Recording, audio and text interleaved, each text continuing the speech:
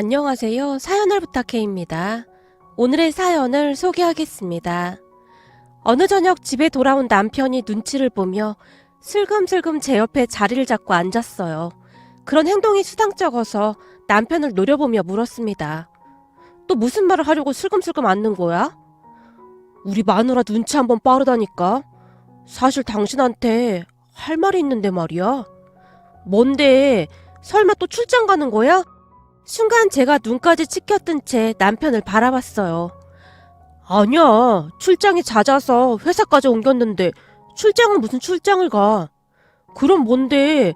난 출장만 아니면 다 괜찮아. 진짜? 그럼 이번만 내가 하자는 대로 하자. 알았지? 그니까 뭐냐고. 얘기를 들어보고 결정해야지. 무조건 어떻게 알았다고 해? 그냥 이번 한 번만 내가 하자는 대로 하자. 뭔데 그래? 당신 설마 무슨 사고 쳤어? 주식 같은 거 그런 거 한 거야? 뭔 소리야. 내가 그런 거 할 사람이야? 그런 게 아니라 내가 지금 장모님 뵙고 오는 길인데. 우리 엄마를? 당신이 혼자 거기로 왜 갔어? 당신 말 이상하게 한다. 사위가 처갓집에 혼자 가면 안 되는 거야? 당신이야말로 말 돌리지 말고 바른 대로 말해. 설마 우리 엄마가 또 전화한 거야? 장모님께서 급한 일이 있다고 해서 다녀왔지. 그게 문제가 아니고 처남이 곧 결혼한다고 하던데. 당신은 아직 못 들었지? 뭐? 정민이가 결혼을 한다고? 걔가 돈이 어딨다고 결혼을 해. 아니지. 딱히 안정적인 직업도 없이 여기저기 옮겨다니는 애가 무슨 결혼을 해? 결혼이 누구 집 애 이름인 줄 알아? 당신이 잘못 들은 거 아니야? 아니야. 장모님이 그랬다니까. 결혼한다고. 저기 말이야. 사귀는 아가씨가 임신을 한 모양이야. 그래서 배부르기 전에 부랴부랴 결혼식 올릴 생각인가 보더라고. 뭐? 임신? 하다하다 별짓을 다 하고 다니는구나. 근데 그걸 왜 당신한테 얘기한 거야? 그게 말이야. 당신 화내지 말고 들어.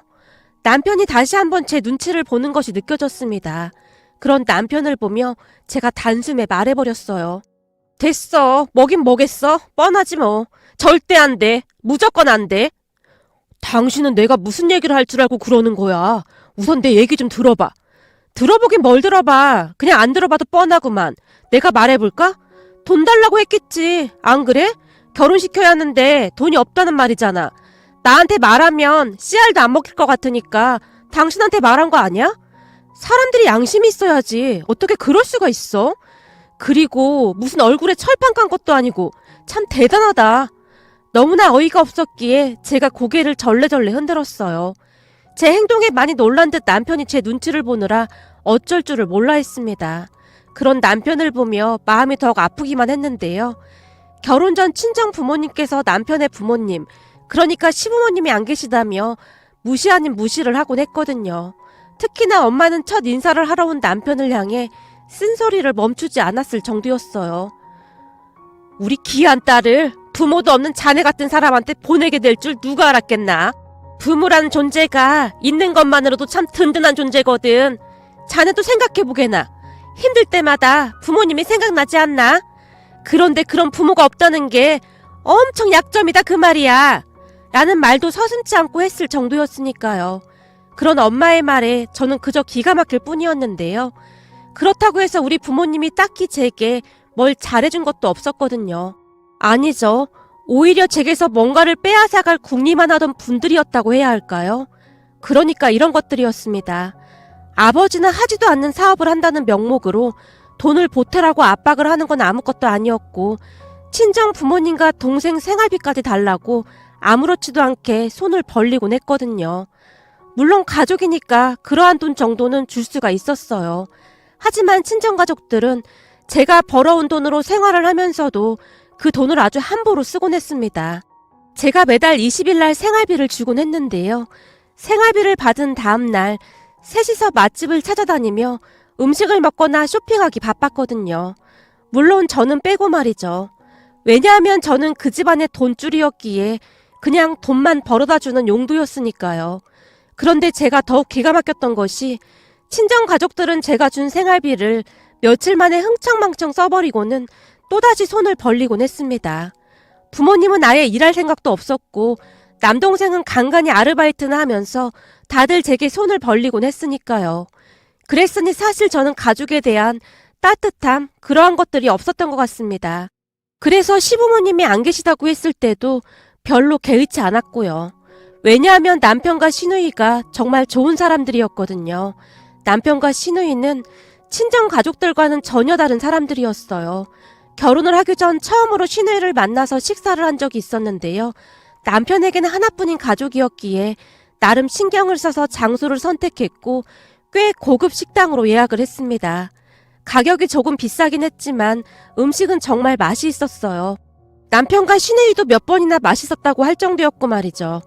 그런데 식사가 다 끝난 다음 계산을 하러 카운터로 갔는데요. 그런 저를 보며 남편과 시누이가 놀란 듯 저를 가로막았어요. 이리 줘, 내가 계산할게. 내 동생까지 왔는데 당연히 내가 계산해야 하는 게 맞는 거잖아. 아니야, 내가 사주려고 여기로 예약한 건데 당연히 내가 내야지. 됐어, 음식값도 비싼데 네가 이걸 왜 계산해? 돈 아껴 써야지. 남편이 아무렇지도 않게 계산을 했는데요. 그런 남편을 보며 기분이 조금 이상하기까지 하더라고요.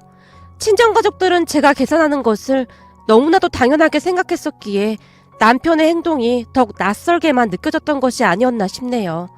그런데 더 놀랐던 것은 남편이 계산을 하고 영수증을 받았는데요. 옆에 서 있던 시누이가 지갑에서 돈을 꺼내서 남편에게 건네는 게 아니겠어요? 돈을 왜 줘? 다 계산했다니까? 나도 같이 먹었는데 당연히 내 밥값 정도는 내야지. 많진 않지만 그냥 넣어도. 사실 난 이렇게 비싼 곳인 줄 모르고 왔거든. 올 때 돈을 좀 찾아와서 다행이다. 시누이가 쑥스럽다는 듯이 미소 짓고 있었어요. 괜찮아. 오빠 그 정도 능력은 돼. 얼른 넣어둬. 능력이 되긴 뭘 능력이 돼. 오빠 앞으로 결혼도 해야 하고 돈 들어갈 일이 얼마나 많은데 돈 아껴 써야지. 오빠가 앞으로 가장인데 정신 바짝 차리고 살아야지. 뭐야? 조그만 게 못하는 말이 없다. 내가 조그맣긴 뭘 조그만해. 나도 이제 엄연한 직장인이라고. 평소 절약이 몸에 배어있던 시누이가 밥값에 보태라고 돈을 내놓는 모습이 저는 그저 신기하기만 했습니다. 그렇잖아요. 우리 친정 가족들과는 너무나 다른 모습이었으니까요. 그런데 그 뒤에도 시누이는 그렇게 착할 수가 없었어요. 우리가 결혼할 때도 제 손에 500만 원이란 돈을 쥐어주기도 했거든요. 시누이가 회사에 입사한 지 얼마 되지 않았을 때라 그 돈이 얼마나 큰 돈인지 너무나도 잘 알고 있었기에 제가 그 돈을 돌려줬는데요. 언니, 우리 부모님이 살아계셨으면 더 잘해주셨을 텐데 이거밖에 못 드려서 정말 죄송해요. 라며 시누이는 한사코 제게 돈을 건넸습니다. 그리고 저는 시누이의 그 마음이 그렇게 예쁘고 고마울 수가 없었어요.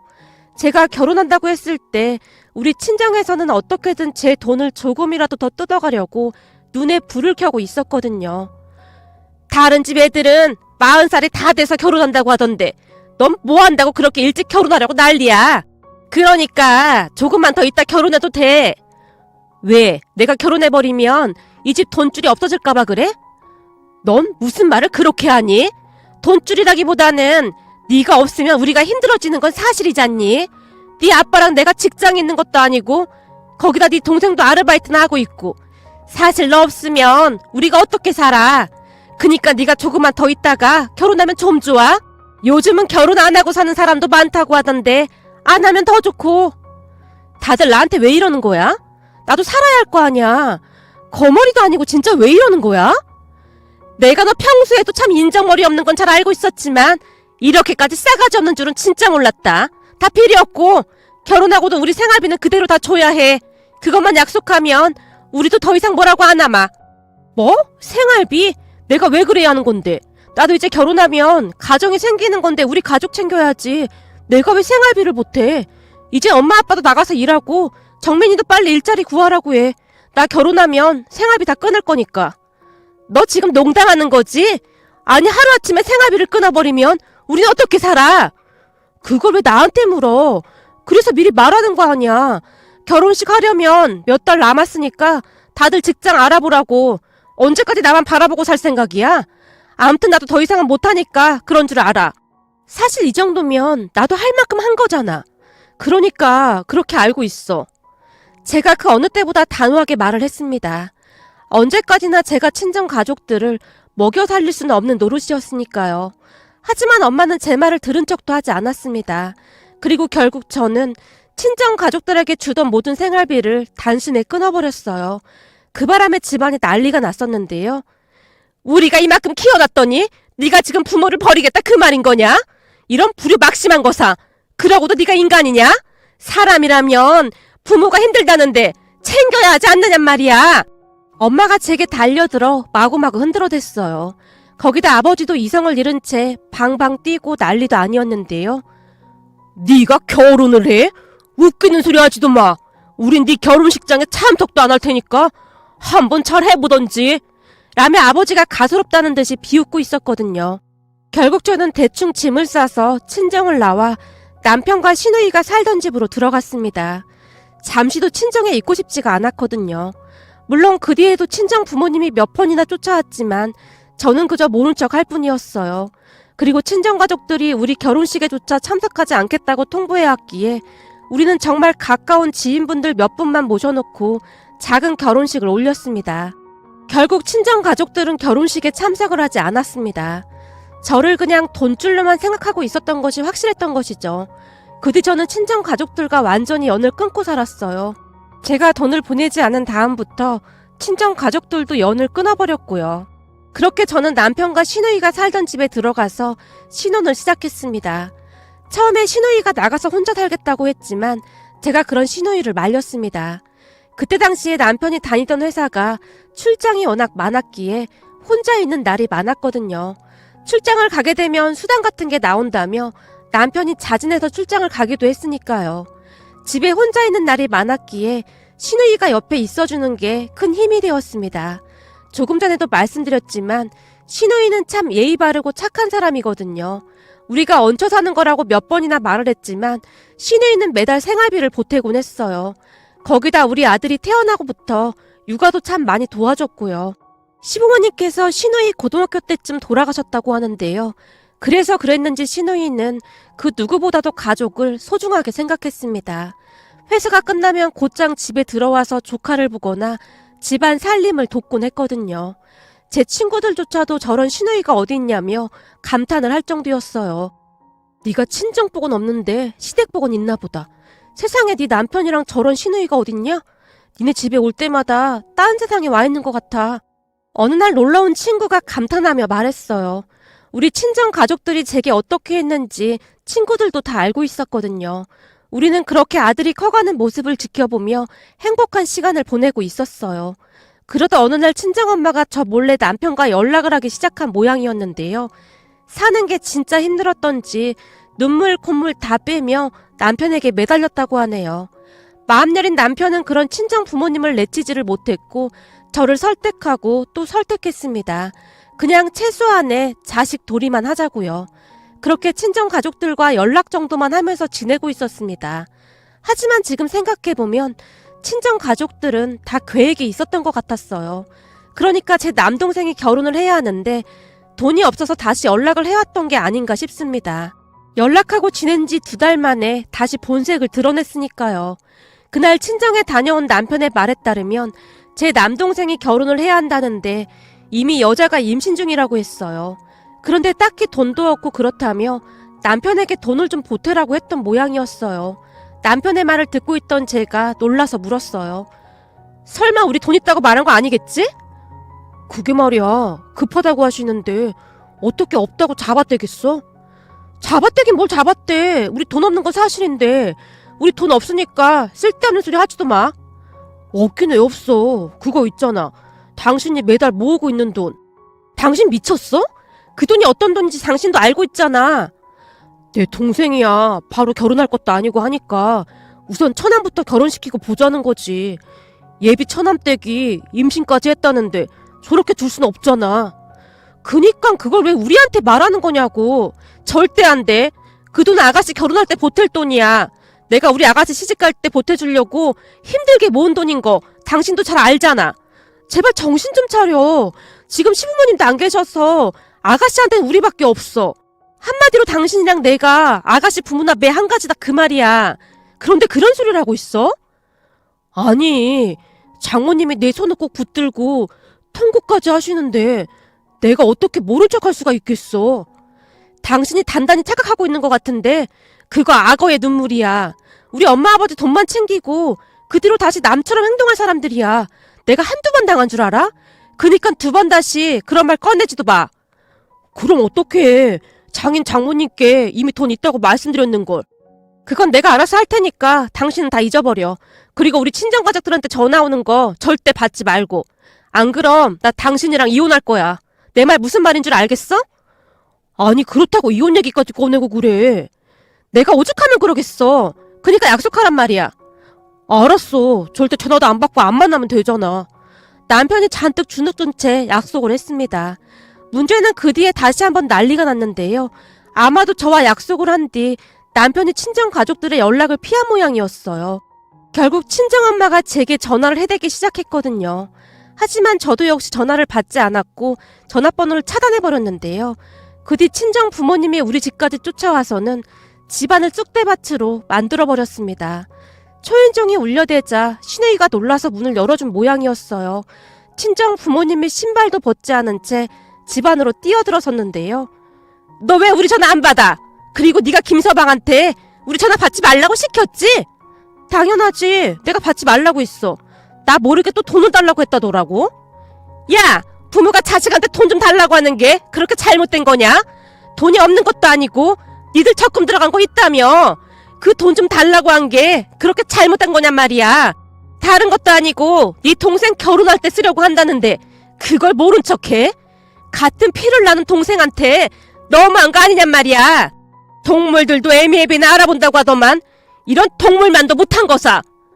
지금 그 말은 엄마가 할 소리는 아닌 것 같은데? 엄마야말로 자식이라는 미명하에 나를 얼마나 이용해 먹었어? 최소한의 양심이라는 건 있어야 하는 거 아니야? 이 망할 것이 그렇게 힘들게 키워놨더니 딸이라는 게 이제 와서 뒤통수를 쳐? 친정엄마가 어찌나 크게 소리를 질러대던지 시누이가 놀란지 어쩔 줄을 몰라 하다가는 아들을 데리고 방으로 들어갔습니다. 내가 지금 다 뒤집어엎기 전에 얼른 그 돈 내놔. 우리가 그냥 달라는 것도 아니잖아. 나중에 천천히 갚겠다고 하잖아. 근데 왜 이 난리를 치게 만드냔 말이야.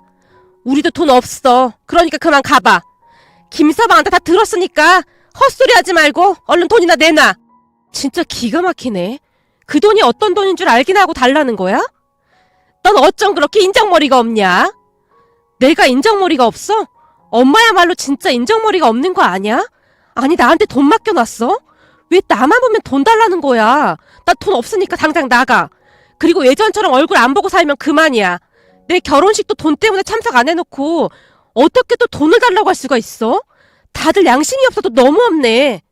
너무나 화가 나 있었기에 제 입에서 그 말이 툭 하고 튀어나왔습니다.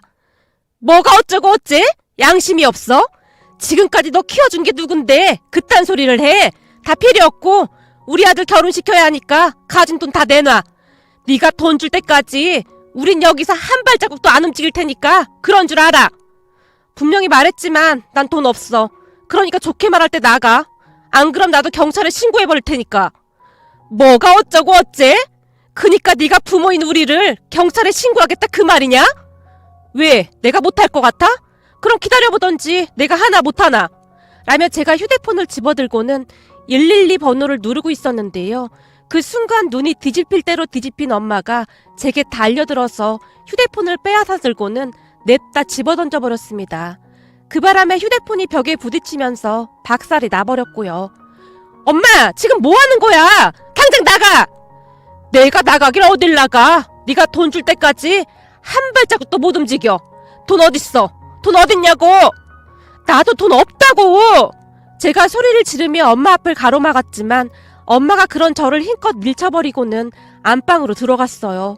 그 바람에 제가 저만큼 나가 떨어졌는데요.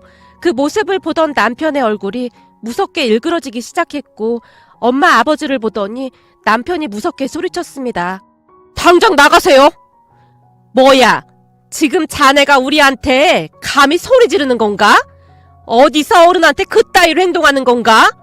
이래서 부모 없는 것들하고는 상종을 하면 안 되는 거야. 네, 저 부모 없습니다. 근데 말이죠. 제가 겪어보니 두 분 같은 부모라면 없어도 될 것 같네요. 우리 집사람이 왜 그렇게 매몰차게 하는지 이제야 이해가 됩니다. 그러니 이 집에서 당장 나가세요. 남편이 얼굴을 잔뜩 찌푸린 채 두 분을 노려보고 있었는데요. 남편의 말을 듣던 아버지가 순식간에 남편의 뺨을 올려붙였습니다. 감히 어디서 눈을 치켜뜨고 대들긴! 그렇게 부모님은 돌아올 수 없는 강을 건너고 말았습니다. 결국 남편과 제가 두 분을 집 밖으로 내쫓아버렸거든요. 집에서 쫓겨난 다음에도 한동안 소란을 피우긴 했지만 우리가 아무런 반응도 보이지 않자 갖은 욕설을 하고는 돌아갔습니다. 두 분을 내쫓고 집안을 둘러봤는데 집안이 난장판이 되어 있었어요. 거실부터 안방까지 부모님의 신발 자국이 선명하게 찍혀 있었거든요. 그리고 제가 그 신발 자국을 멍히 바라보고 있었는데요. 시누이가 손걸레를 가지고 급히 거실 바닥을 닦아내고 있었습니다. 그 모습에 제 눈에서 눈물이 비오듯 쏟아져 내렸어요. 도대체 왜 내게는 이런 부모가 있는 걸까? 라는 생각마저 들었거든요. 제가 하염없이 눈물만 흘리고 있자 시누이가 다가와 저를 가만히 안아줬는데요. 언니한테는 우리가 있잖아요. 이젠 우리가 가족이니까 너무 속상해하지 마세요. 라며 제 등을 토닥여줬습니다. 그렇게 우리는 친정과 완전히 연을 끊어버렸어요. 전화번호까지 전부 다 차단해버렸거든요. 그쯤에서 남편도 친정 부모님에게 완전히 마음을 닫은 듯 해보였어요. 그러던 어느 날 사촌언니가 기가 막힌 소식이 있다며 연락을 해왔는데요. 평소 큰아버지 딸인 사촌언니랑은 친하게 지냈던지라 간혹가다 연락을 주고받고 있었거든요. 진짜 기가 막힌 소식이 있어. 네 동생 이혼당할 것 같아. 올케가 애 데리고 집을 나갔대. 작은엄마랑 작은아버지가 매일같이 올케한테 돈 벌어오라고 그렇게 못살게 굴었다지 뭐냐. 그 바람에 올케 부모님이 작은 집에 쫓아와서 다 뒤집어 엎었다는데 사돈들끼리 머리채까지 잡고 아주 가감도 아니었다고 하더라고. 뭐? 그니까 우리 부모님이랑 올케네 부모님이랑 머리채까지 잡고 다퉜다 그 말이야? 그렇다니까. 우리 아빠한테 들어보니 경찰서까지 가고 완전 난리도 그런 난리가 없었대. 서로 진단서까지 끊어서 합의 안 해준다, 고소한다, 난리도 아니었대. 그러다가 작은엄마가 싹싹 빌어댔다고 하더라고. 그것도 참 기가 막힌 게 소송을 하려면 변호사를 고용해야 하는데 그 돈이 없어서 올케네 부모님 집에 찾아가서 무릎까지 꿇고 싹싹 빌었다고 하더라고. 말도 마라. 그 전에 나한테도 전화해서 너한테 연락 좀 해달라고 몇 날 며칠을 괴롭혔는지 몰라. 아마도 너랑 나랑은 연락하는지 알고 있었겠지. 그러다가 결국 그냥 네 동생 부부도 합의 이혼한다고 그러는데 소송비도 없으니 방법이 없겠지 뭐. 매달 양육비며 아주 골치 아파하더라고. 결국 네 동생 지금 낮에는 무슨 물류센터에서 아르바이트인가 뭔가 하고 저녁에는 대리운전하고 난리도 아니야. 여기저기 아픈지 온몸에 파스를 안 붙인 곳이 없대. 올케네 쪽에서 매달 양육비 안 보내면 가만 안 둔다고 했다나 봐. 거기다 작은엄마도 식당일 다니고 있고 작은아버지는 지방 어디서 외국인 노동자들하고 같이 농사일을 하면서 돈 번다고 하더라고. 뭐? 농사일? 그래, 우리 아빠가 소개해준 모양이더라고. 근데 친척들도 다들 속이 시원하다고 하고 있어. 평생토록 네 등골 빼먹다가 아주 잘 됐다고 말이야. 그니까 너 절대 너네 집 식구들하고 연락할 생각도 하지 마. 사촌언니가 한동안 말을 하다가는 전화를 끊었는데요. 한심하다 못해 기가 막히다는 생각만 들었습니다. 그 뒤에도 우리는 친정과 일체 연락을 하지 않고 살고 있습니다. 하지만 저는 전혀 미안하다거나 안쓰럽다는 생각이 조금도 들지 않았어요. 그 정도면 저도 할 만큼 했다는 생각만 들었거든요. 그리고 우리 가족은 지금 잘 지내고 있습니다. 제가 시누이를 위해 적금을 들어가고 있다는 걸 알게 된 시누이가 얼마나 눈물을 흘렸는지 모른답니다. 언니, 뭐하러 그렇게 했어요? 제 앞가림 제가 해요. 아가씨, 제 평생 소원이 뭐였는지 모르죠? 살면서 누군가 제 보호자가 있었으면 했어요. 대학교도 제가 직접 벌어서 졸업했고 부모님한테 생일상 한 번을 받아본 적이 없었어요. 그래서 제가 결혼할 때 마음속으로 다짐한 게 있어요. 우리 아가씨는 내가 보호자가 돼서 잘 챙기겠다고요. 그러니까 어디 가서 기죽지 말고 당당하게 행동해요. 알았죠? 우리가 해줄 수 있는 건 다 해줄 테니까요. 언니, 저는 괜찮아요. 그러니까 너무 걱정하지 마세요. 라고 말하던 시누이 눈에서 눈물이 뚝뚝 떨어지고 있었어요. 사실 신우이를 위해 모아놓은 돈이 절대 적은 돈은 아니었지만 저는 그 돈이 하나도 아깝지가 않답니다. 그동안 제가 알고 있던 가족이라는 사람들은 호시탐탐 제 돈만 가져갈 궁리만 하는 그런 사람들인 줄 알았는데요. 남편과 신우이를 만나면서 이런 게 진짜 가족이구나 하는 생각을 하게 되었거든요. 앞으로도 우리 신우이를 잘 챙기면서 지금처럼 잘 살아갈 생각입니다.